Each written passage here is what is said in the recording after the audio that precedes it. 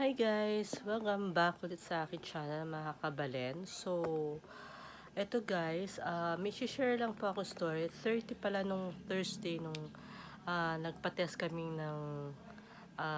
pa-test kami, it's negative.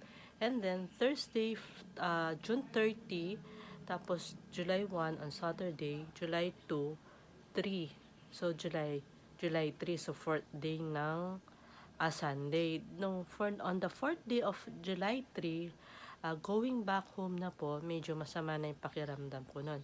Actually, dapat first week of June, makakapag-endoscopy na ako, makakolonoscopy na ako.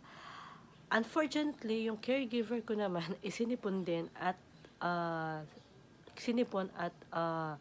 inubo. So, that will be considered siguro din yun. Dahil sa panahon nga siguro, change of weather.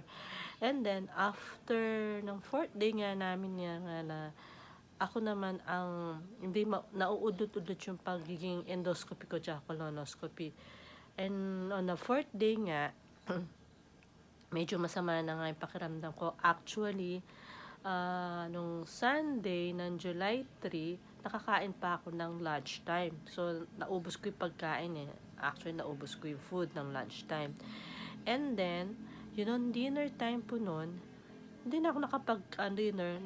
Nanghingi po ako ng soup kasi iba na yung pakiramdam ko actually. Hindi na ako lumabas ng kwarto. On the next day po, Monday yata po nun, July 4, Independence Day, July 4 of Independence Day nga sa Amerika. So, lunchtime, hindi po ako nakakain po kasi gusto mong kumain but hindi ka makakain talaga. Nakakain pa lang po ako ng around 4 o'clock PM pa lang kasi lunchtime, hindi po ako kumain ng lunchtime. And at the same time, dinner, hindi na rin po ako kumain ng dinner nung time na yon.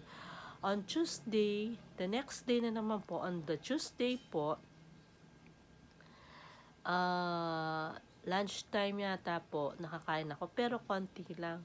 And then, nung dinner, nakakain na rin ako. So, yun ang share of story. So, sana po itong mga nangyayari. So, nakakabawi na sana yung mukha ko and sana, at the same time, sana okay na sana. Kaya lang, ito nga, medyo, at nawala rin po pala ako ng boses at the same time po pala. So, ngayon, medyo bungad pa ako, pero, mas okay na rin ako.